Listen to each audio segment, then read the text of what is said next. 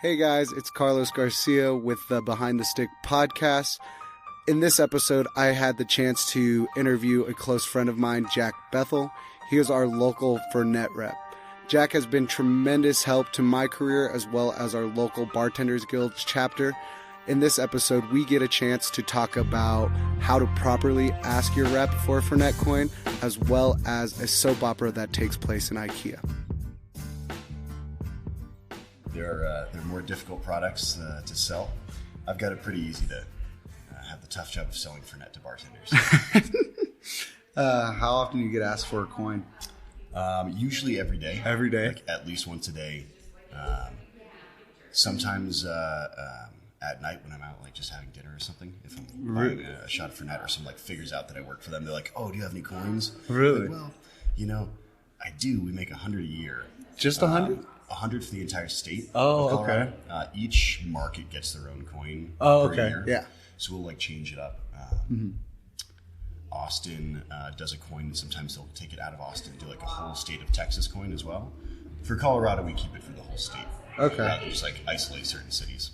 What's some of the ways, like worst ways people have asked you for a coin?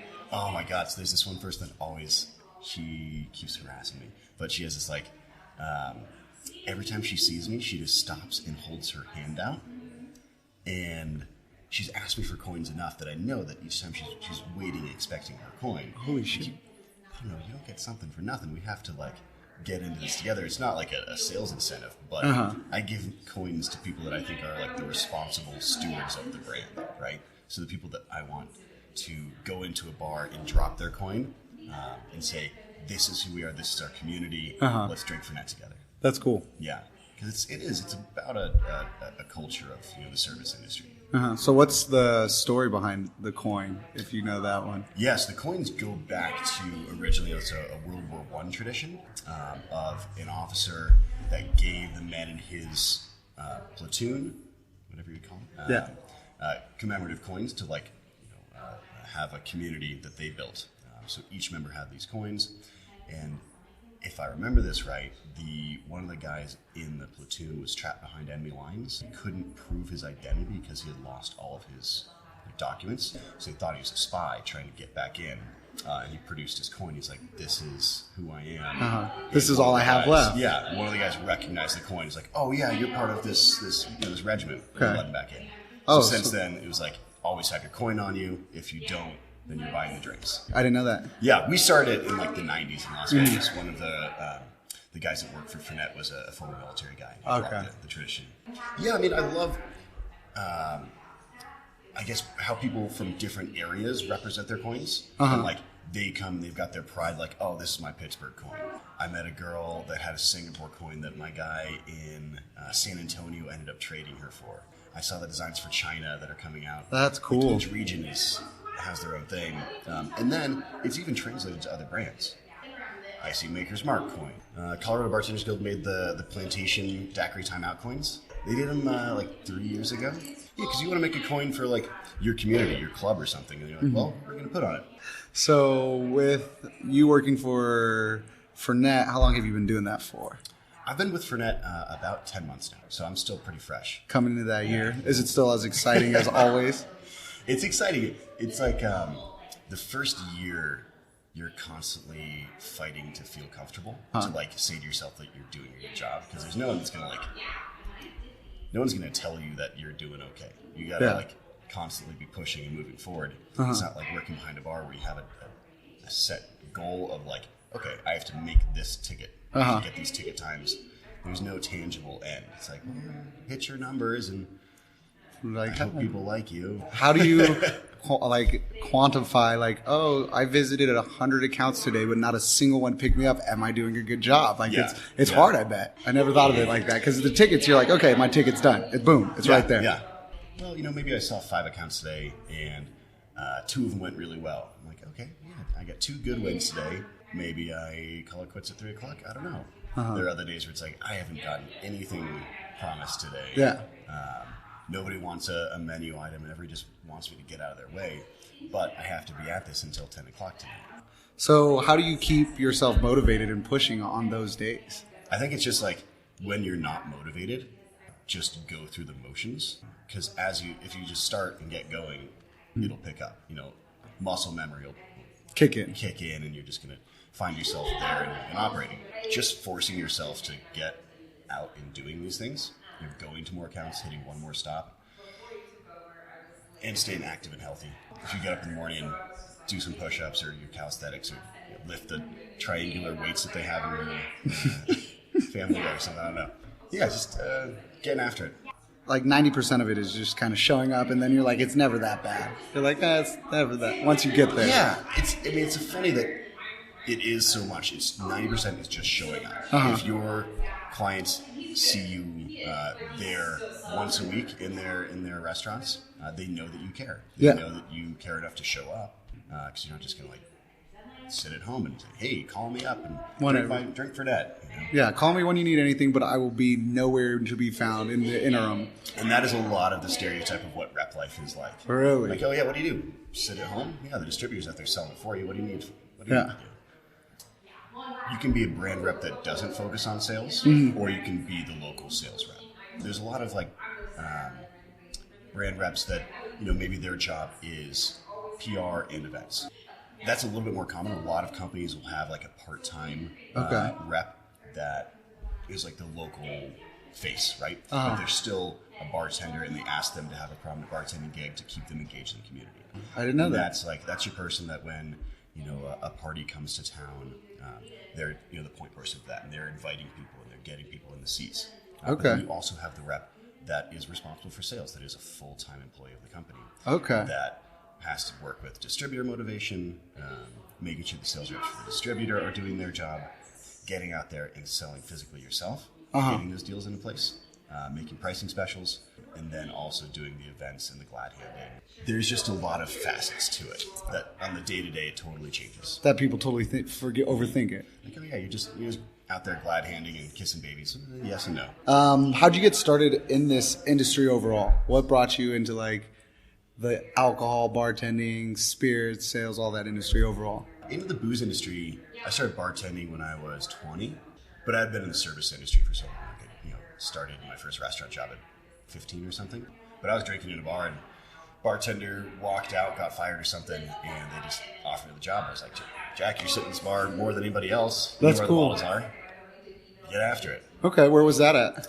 That was in Mount Vernon, Iowa. Yeah. How was that? It was a seedy dive.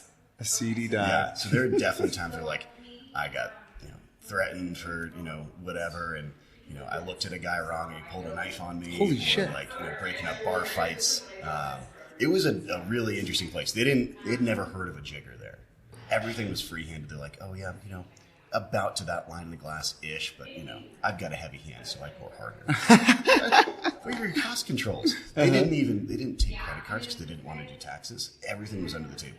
That was pretty fun, but terrifying at the same time, I bet. Yeah. I mean, the times. So their policy was for the last 2 hours of your shift, you could drink anything you want. The rest of the time, you had to be sober, which that doesn't really make sense to me. So you started there, and did you know you wanted to stay in this industry, or how did that come to be? Not at all. So I went to, I was in college, and I was going to school, I thought, to be a lawyer. It's like, yeah, I'm going to graduate, I'm going to go to law school, it's going to be all sunshine and roses. Everything. I graduate, I'm like, well, I don't really like the field of law, and I just finished 4 years of school. I don't want to go back into more grad school. Why don't I just get a bartending job, because I like this. It's fun. Yeah. And that's when I got my first cocktail job, and that changed everything. Kind of opened up your eyes? Yeah, I mean, the thing with the difference between cocktailing and bartending is it feels like a career. You get this pride in creating a product. It doesn't necessarily happen in other forms of bartending.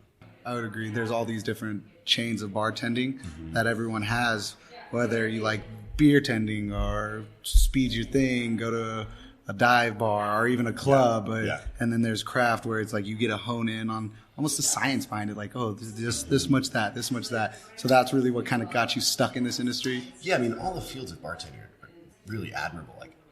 The people that are able to be the fast bartenders in, the high volume clubs, I can't do it. I've never tried. I've got so much respect for them. I tried, and it's terrible. Is it? I get anxiety with that many people around me. With that high turn and burn, it's you can't focus on anything. I can at least. I can't even make people order. And the music's all loud. That's intense. Yeah. I want to try it once. It's all Diplo and Major Lazer. I can't handle this music. Yeah, I want to try it once. I think everyone in this industry and want to make this a career should try every facet. Yeah. Just try it. You might find out you like one more than the other. Do the club, do the cocktails. I think so. So when you were first starting, what's one of the craziest stories that stuck out in your head? I know you said some dude pulled a knife on you, or just something crazy in general. Good. I mean, the stuff that came out of working in Iowa, like, I could fill a book with. Some woman giving a guy a hand job under the bar while sitting next to her husband. That was wow. Weird. And we didn't even know it was happening until we look on the security cameras afterwards. It's like, yeah, she's definitely giving that dude a hand job. It's that question always baffles me because what it is crazy. Because when you work in the bar industry, you see almost all of it, and then you're so you are so numb to it. You are just like, oh my god, like yeah, that's normal. Like when you work at the dive bar, kicking people out and people screaming at you. After a while, you're just like, yeah, it happens all the time. Yeah.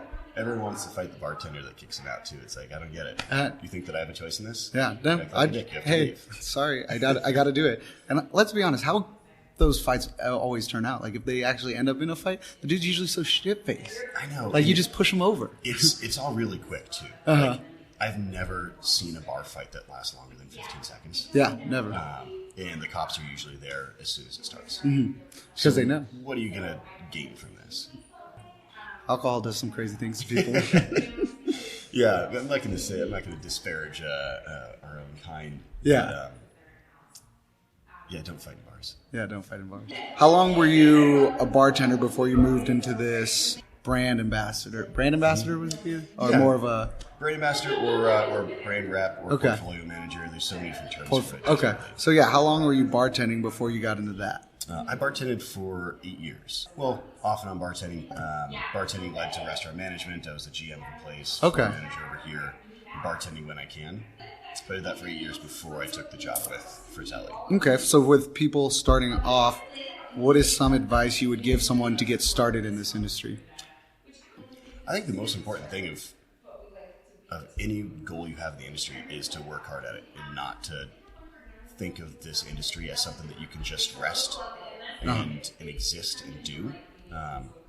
Because just like any other field, you gotta push yourself. You have to go home and read your books. You have to do your research. If you want to be good at it. Trying to get better. Yeah. You need to improve yourself or else it's not going to happen. So what are some books you would recommend for people getting started? What's one that you like the most or one that you think was the most beneficial? So the first book I read that kind of got me hooked was Gary Regan's The Joy of Mixology. And it's almost out of fashion because he talks about all of these drinks that people aren't really impressed with anymore. He goes over things like kamikazes and... The 90s, cocktail Tom Cruise. But Gary Regan is such an influential character that he really covers the whole spectrum. So he starts with his forward and like the breakdown of why we do this and why we're proud to be bartenders. Then he also sets you up for success by presenting all these drinks in a grid-like format that you can understand. Okay, so a kamikaze is just a margarita with vodka instead of tequila. Yeah, which is a really great place to start. Yeah, just because you get to learn having like a background portfolio. When someone goes, I only drink this, then you're like, okay, that's this with that. So let's swap it. Hey, let's try this. Let's try this. And giving that person that guest experience that's why they came to a bar. If they wanted to save money, they wouldn't go out. If they didn't want an experience, they wouldn't go out. Yeah, if they just wanted a drink, they can sit at home with a bottle of Wild Turkey and do it themselves. But they want to go out for the experience. But also, you got to learn the basics before you can go into like the really intense, it could be a Pousse Cafe or Ramos Gin Fizz. It doesn't matter if you don't know how to make a kamikaze. Yeah, it doesn't matter if you even know what tequila is or mezcal, yeah. Common or cachaça, things that when you're getting started, if you don't know what that is, you can't progress. And so, like you're saying, you just got to keep learning. Mm-hmm. And in the beginning, obviously, there's obstacles we all have to overcome. What were some of those you had, and how'd you overcome them? Managers that I didn't get along with, because everybody has that, like the manager that you're butting heads with. The person that you think is like in your way from rising. I guess I just had a habit of displacing them. So I got really fortunate that like, the manager they didn't like, I took her job. So if you don't like someone, strive to take their job is what we're saying. Yeah, that's exactly. You should cheat, lie, and steal to get them fired, and then take their job. And then do it better. No, if you don't like the way a place is being run, and you think that you can do it better, then prove it. You know, if you think that you're on the ball with your operating organization and the methods that you're going to use in your cocktail program, find someone that's going to take a risk on you and get a bar manager role. Bartend your ass off, and when you get that manager role, you're probably going to be working 80-hour weeks for the first year. When you don't know what you're doing, yeah, and you don't know, it's a new realm. Like I just stepped into that manager role 4 or 5 months ago. Yeah. And God, it's exhausting. It's great though. There's so much pride that you can build in creating this program, right? Oh yeah, totally. And I think the hardest part, because I started from the bottom, coming to this role now, is delegation. Trusting people with stuff. It's terrifying, but you have to do it. You have to know. You got to know they're gonna get it done, and if they don't, then you got to handle it. And that's frightens me the most. Okay, so when you became those manager roles and overcame those obstacles, did they bring new obstacles, or was it pretty okay, I got this now? Yeah. Each time that you achieve a goal, immediately you're presented with something that you've missed, something that you didn't see coming, or just that next hurdle you have to get over. So maybe you get that promotion you've been going for, and then you realize, oh my God, there's a lot of work to be done to prove my worth here, or to validate myself in all the people's eyes who I said that I could do it better. Yeah, you have to show it now. You got to show it. And if you really want to be a success and you want your business to be a success, which is the ultimate goal, is to be a successful business and to provide an experience for your guests, which will go hand in hand. Yeah. You got to do all this promotional work. You got to be trying to get yourself published in different arenas and putting responses in for requests for proposals from Imbibe magazine, and thinking 8 months out, 10 months out. Yeah, it's not just Go ahead, sorry. Yeah, what do people want to see in a year, and how can you start planning for that now? And that's the hardest part, because coming from, I just have to finish that one drink in front of me. I gotta do at the end of the day, my shift's done. You can walk away from that and decompress. This one, you're always okay, oh my God, I read this cool article at home. Now I can apply it here, or this and that. And I think it's never ongoing. You're always working when you get to those roles. It always happens. And there's some people that are, I think, really, really good at that. The guys with Sage Hospitality, Brandon Wise, and the people that he hires, Daryl Pryor, they have this ability to look at their business and how the business is going to grow, but also just leverage themselves and put themselves into places that are going to pay off in a year. Yeah, and nobody's why are you doing that now? And then you say, when it actually comes to fruition, it's oh, so that's what you're thinking. Yeah, why didn't I think of that? Oh yeah, it's just that some of the industry movers you think are crazy until 5 years later. You're oh my God, why wasn't anyone doing that? Yeah, well, they were. No one saw that coming. And that's pretty fun. What is one of the stories when you were getting started and you failed, big failure, and it kind of almost discouraged you, but you learned from it? Yeah. So I still get anxiety from terrible server shifts that I've had. When I was trying to work my way into a bartending position at this new restaurant. And I remember this one brunch service that I showed up at, and I was totally not there mentally, probably hungover. And there was this woman and her daughter just trying to have a salad for lunch, and she had a couple dietary restrictions, and I could not get it right. I fired this salad, this gnocchi salad, 4 or 5 times. And each time we brought it out, I'd messed a different part of it up. That much restriction. It was she wanted it without the salad dressing, and she was lactose intolerant. But the first time it came out, there was kitchen error, and the gnocchi wasn't finished. And then they fired it, and I forgot to tell them to keep the salad dressing off. And then the third time, there was cheese on it. I was oh my God, I could not get it right. Oh. It was one of those quicksand type moments. Yeah, where the more you kept trying to fix it. Yeah, the more you fight trying to get out of that. You've already made the mistake, and you're just stuck there, and you can't escape this sinking pit of failure. Was she at least super cool about it, or was No, she was terrible. It was the worst. I got like mildly berated. The daughter was really cute, and that was the worst part. So I was probably trying to hit on her, and she saw that in your eyes. She's like, I'm going to make sure this guy has a horrible day because he's looking at my daughter the wrong way. Ruin his life. And you're still thinking about for the it. next 8 years. Yeah, until it goes away, and then you mess up again. Yeah, that's how it goes. So right now you're doing the brand ambassador, representing Fernet. Mm-hmm. What are ways you are growing your knowledge and skills to be better at that? I think the only way that you can really grow the skill set to do this job is to do it more. Do it more? Yeah, it's just practice.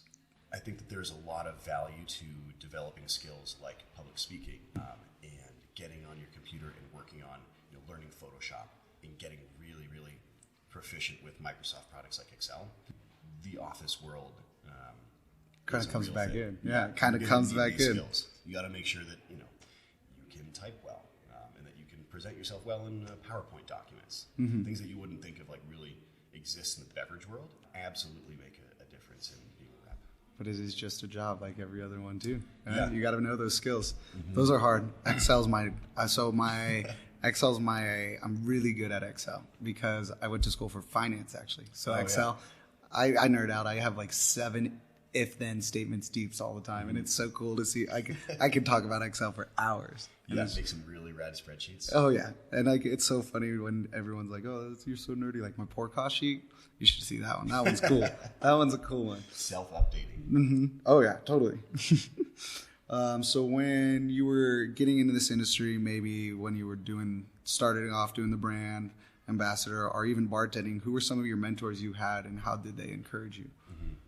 I was really lucky to have some great mentors in Denver that showed me that you can be a bartender and make a transition into the rep side of the world, and you can have a little bit more stable schedule, have more regular revenue, and still be happy and engaged in the community, right? Because we as bartenders really interact a lot with each other. Oh, yeah. And that's like most of your friend group, it turns out. But so people like Ryan Conklin, who works with Pernod Ricard and Southern Glaciers, was a big mentor. He's one of the all-time great bartenders of Denver, and he made the transition into the rep side. And after being my friend for a while, and he did a bunch of work at the restaurant that I was at, and when I was looking to make that move, gave me a lot of great advice. So he kind of don't recreate the wheel. He kind of just showed you like, oh, this is what I did. This is awesome. This is how I built my resume to present to these corporate brands, or these are the things that you can expect from this kind of job and prepare yourself for. Did you decide to become a rep, or did you get approached, or was it a mixture of the both? It was definitely both. I was talking to a couple companies that it didn't really work out with, and in that period, I went to Camp Run Amok. It's basically a 5-day bartender summer camp where adults get to be kids again. Go to a literal summer camp in Kentucky. You sleep in bunk beds. You're in a cabin of 8 people, and each cabin is sponsored by a brand. So during the day, you go and do distillery tours all over Kentucky, and in the evenings, you come back and you have different brand parties. People are usually drinking until about 4 or 5 in the morning, and then you're up at 8 to get on the bus to go for your next education tour. Oh, wow. I bet that's a fun but hard weekend. The first 2 nights, it's like, oh, I can do this. Yeah. But by like the 3rd, 4th, you're like, oh my God. No, the first 2 nights were just warm up. I didn't really get into it until the 3rd or 4th night. The first night I was out by like 2:30, and everyone was making fun of me for going to bed early. You were the nerdy kid at camp no one wanted to hang out with. Going to bed at 2:30. No, I actually was fortunate enough to be in the Fernet Branca cabin there. Okay. And that's how I met everyone. Okay. When they brought the position to Colorado, they knew that I wanted to make that transition, and they approached me. That's pretty cool, actually. So you'd say to get further in this industry is surround yourself, go to these kind of events, get involved with the community, like do something where you're just not going shift, going home, because then you don't get that opportunity. Absolutely. Engage yourself in every opportunity that you have. Every brand education seminar that you can get to, every competition that you can enter, do it, push yourself, and just learn, keep moving forward. I never thought that I would get into Camp Run Amok when I applied. They get 10,000 applications for 200 spots each year. But somehow I got in, and it was one of the best 5 days of my life. And it really changed your life, it sounds like, because you got to meet the people you needed to, and it pushed you. Who knew a summer camp party would push you down a career path? Yeah, I mean, the networking that we do in this industry is often surrounded by alcohol, and you think that you're just having fun and partying, but what you're really doing is presenting yourself to the people that are paying attention, because there's always someone there paying attention. And how would you say, getting started in this industry, you don't know where to turn? Like, I want to go network. I want to do this. What are some steps someone could take? Like, what do they look for? That depends on where you are. I think a lot of areas are really fortunate to have a chapter of the Bartenders Guild, of the United States Bartenders Guild. And even if you're not in an area that has an active chapter, you can still be a member at large, which is what I did for a while. When I was living up in the mountains in the Western Slope, there was an active chapter up there. I was a member at large. I would do online courses with them, and that kind of kept me, I guess, excited about bartending, even though I wasn't surrounded by anybody that really cared about it. But I wanted to keep pushing because I heard rumors of people doing things in New York or LA or Singapore, and I wanted to be part of that. You know? So just like even the idea of someone else out there that is into it Pushed you. Yeah. So I'd say reach out to your guild, read books, join Reddit cocktails. Back to the coin thing, you must have a plethora, like your own little collection then from different reps, or you're just like, they come and go, so you hand them out a lot? I call it my pension package, though. Like the coins, my little personal collection. Because they're selling for a fair amount of money on like eBay. Really? I think is crazy. It's cool. I don't support it because I want these coins to be, given without anything asked for, right? Mm-hmm. So the idea of someone that went to our Tales of the Cocktail Party and they're selling their coin now, to me that feels a little bit dirty, but they're they're selling for like $300. So Jesus. if I ever get you have fired enough for coins, reason, I've got enough coins to last me for a couple months of food. In an industry that is plagued with high turnover and burnout, how did you manage to find stability in it? Some kind of miracle. I don't know. I think that our work habits may be a reflection of the point we're at in our lives. And for me, when I really kind of needed to be working hard to succeed in the industry, it coincided with a point in my life where I wanted to put my head down and I didn't necessarily want to be engaged in having like that much of a personal life. I was ready to just, really sink my teeth into work. And just for whatever reason, I was new to Denver. I didn't have that great of a friend group established. And really how I felt at home was by working, which is kind of messed up. And I don't support that. I don't support these unhealthy lifestyle habits of, pouring yourself completely in your work because you need to have a balance if you want to survive. It's cool that certain jobs can make you feel like home. Yeah, it can make you feel like home and it can give you a purpose, And that's one thing that I don't like about American work culture is that we define ourselves based on what we do for work. And taking this job with Fernet Branca has given me the opportunity to reflect on my life a little bit more and look at how unhealthy those work habits were. But sometimes it's necessary. If you're going to be a bar manager, if you're going to be a restaurant GM, you have to put in those hours and you have to be ready for that. Especially if you walk into a program that wasn't set up yet and you walk in, you have to start from scratch. Granted, now you're spending 8-9 hours, but it's going to build you to where you can take time off, where it runs itself. I mean, it's the greater idea of mise en place. When you set yourself up for mise en place for a different shift or just cooking for yourself at home, you make your cooking task or your shift easier. But if you organize your program with mise en place, then you're going to make the entire life easier. As you keep growing, you're learning to get that balance a little bit more. Yeah. To lead a happy and fulfilling life, it's taken me stepping back from work and actively trying to work less. Fernet, I'm sorry. No. It just means that set yourself goals, and when you achieve those goals, be okay stopping. Taking a break. Yeah. You deserved it. Yeah. Also realize that when we compare ourselves to our competitors, we only see the best of them, right? We see what they put on social media, what's on Facebook, and their Instagram post of that hot cocktail that they're doing. You don't necessarily see them stepping away and taking the break because I guarantee that they are.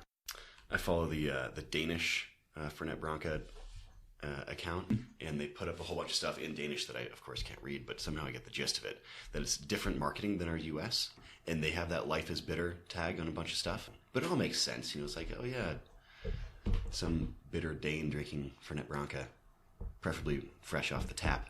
Off the tap, yeah. There's a lot of talk about getting a tap here in the spring, so if you guys are out of here, there will probably be some by the time this airs. So yeah, that would be cool. 3 places right now that are jockeying to be the first ones to put it on tap. That's awesome. That's really cool. Mm-hmm. As you're working for Fernet, what are ways you're pushing the envelope? I try to smile more.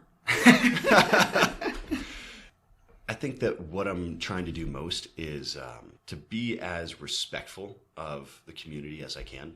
Coming from, being a bar manager and being a bartender especially, I would hate it if someone was in this position that tried to manipulate the loyalty of bartenders to further their own means, which, we kind of have to look at in the balance of business.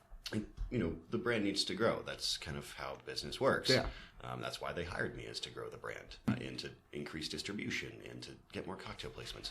But what I don't want is to manipulate people, say, hey, I'm a bartender just like you, except, no, I'm not anymore.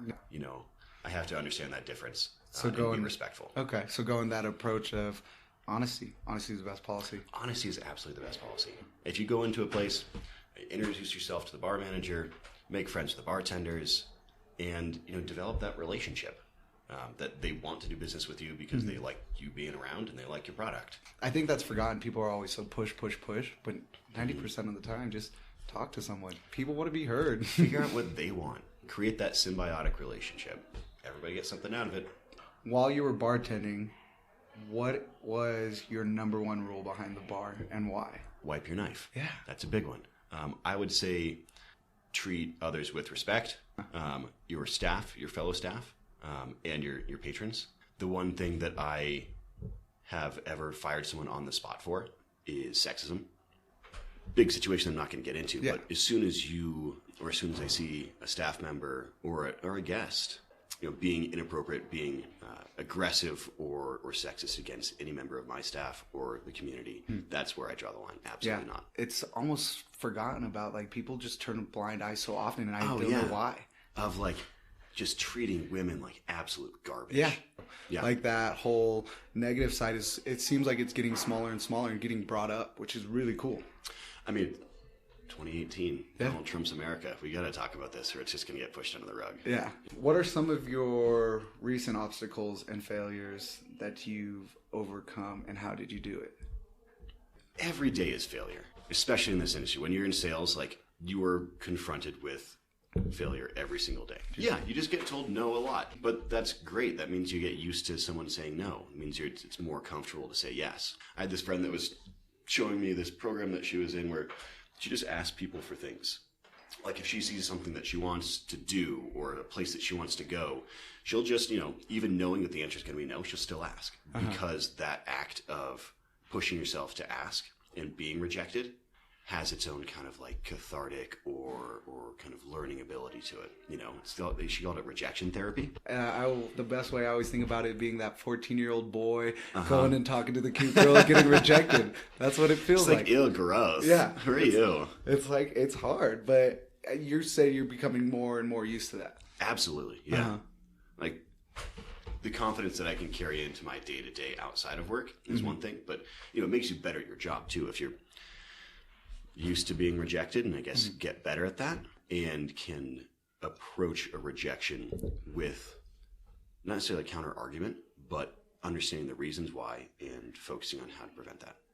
Okay, I got rejected from this place with this product proposal because I didn't do my research on them, and this program isn't going to work there. So that's my fault. I should have done my homework.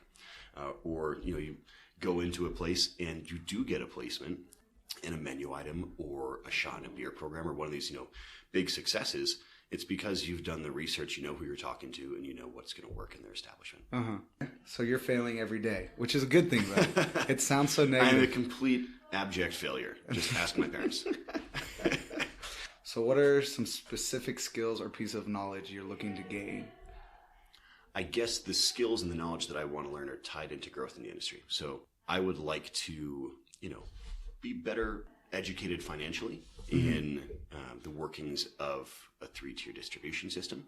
So how do I, incentivize the distributor to be more efficient? How can I understand the reasoning that my brand managers are using when they set the budgets that we have for the areas, right? Mm-hmm.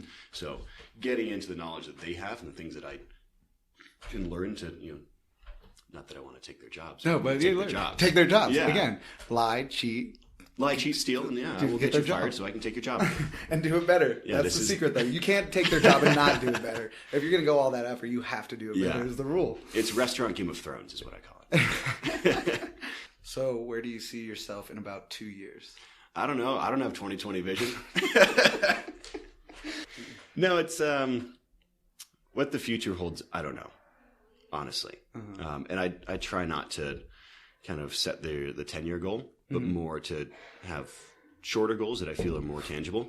So take where I am now, push it as well as I can, be as good at this job as I possibly can, and at the same time foster growth and try to grow, I guess, personally. I've got some business endeavors that I'd love to see come to fruition. Okay. How do you think the bartending scene will change in the near future? Where bartending, I think, is going. We've seen a huge push of focusing on hospitality in the past 3 years, which I think is fantastic. We have seen hospitality grow so much. We've had so many great examples of phenomenal hospitality. What I think that we're going to see in the next 5 years is a little bit of that hospitality pride taking a back seat to just performing excellent service without an ego. We know that this is an egotistical game, but it's all about like, this is who I am, this is how I'm doing it, and look at how nice I am. Look at me. Yeah. But I think that we're going to see a pushback against that of more modesty, more service, and making it more about the guest rather than about the bartender. There's too many skilled people in the industry for that to persist. And the knowledge is there. There's so many great books that have been published, and your access to information is so much easier. What do you think the next big trend will be? I think that we're simplifying things. We saw the pushback against the 8-ingredient drink to more simplified, streamlined things that are happening a little bit quicker. I'm not sure if the cocktail trend is going to stick around for that long, of people wanting the highfalutin drinks. It's tied into the strength of the market. So if we see an economic, decline, we're going to see, I guess, the complexity of drinks also diminish. So we'll probably go more towards straight spirits again. I'm not really sure what the beer market is doing. Nielsen reports on U.S. consumption of beer puts it all down across the board. America is just drinking less beer. It's going towards wine and spirits. I think that the wine world is going to grow. Like the natural wine movement is really cool, and I'm stoked to see that happen. I love having small producers making juice that tastes really funny and is delicious. And having them get good credit for it is really nice. And then I think that Amaro and, or Amari, if you want to, Latin or Greek descent, I don't know. I think that Amari are growing. I think that, Fernet Branca is one of the strongest brands in the category, and I'm, just excited to be working with them. It is cyclical. And I really want to see, like the 1950s tiki dad basement bars of like, hanging out and sipping like Mai Tais or something, but in a really like kitschy, tacky way. Super Hawaiian shirt, super gaudy, like mid-mod all the way. And I have this vision of like doing all right, so when in like the probably mid-90s or something, when kind of punk rock became a little bit more mainstream, there was in probably like around Ventura, California area, all of these, disenfranchised punks that felt like their genre of music had betrayed them and had gone mainstream. And they're like, these, counterculture alternative guys. Like, what do we do now? Now punk's not cool anymore. Yeah, so they picked up Tiki in the mid-90s. And there was this really cool, 10 years of Tiki punk rock happening in Southern California. That's so cool. Yeah. Tiki punk rock. I want that to be a thing. A Tiki punk rock bar. I want to do a Tiki punk bar. Getting all rockabilly with the cramps and shit. I call it Murder Tiki. Murder Tiki? Yeah. Tell us about something you are looking forward to in your career down the road. I hope that at some point I can look forward to being perfectly comfortable and not doubting my job security. The guy below you is going to lie, cheat, steal, yeah. Take your job. Yeah. I mean, I go around Denver and I see all the people that are like, how the heck did this guy get that Fernet job? I want that job. I know that people are gunning for it. And I also know that the way that these things work is you have to be productive to a certain level to justify your position. And you don't just do it just to justify yourself, just to have the validation from your superiors, but you also have to look at their numbers when it comes to they're looking at their employment costs. Like, okay, have sales risen enough in this area to justify the paycheck that is going to the man who's working that area?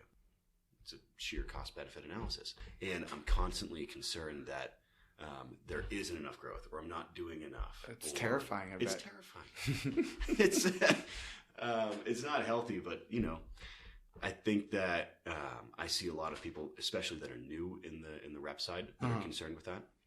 And as you become more experienced and more efficient, you start to realize that there is a lot of job security, and you're doing just fine. But don't stress as much. Yeah, but it's terrifying. You said 9 months, not 10 months, right? Yeah, just about. Terrifying. Mm-hmm.